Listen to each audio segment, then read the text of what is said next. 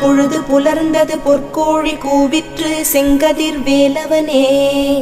சேவலும் மயிலும் உடைய சென்னிமலையானே தேவசேனாபதியே.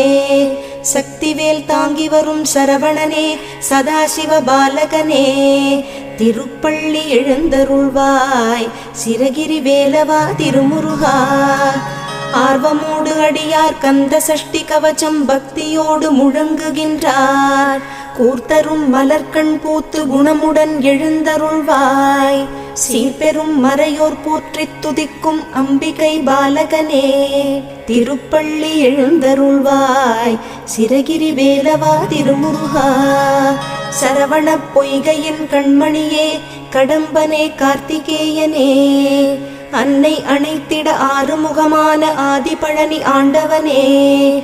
தேவர்களின் துயர்த்தனை நீக்கிய குகனே குமரவேலே.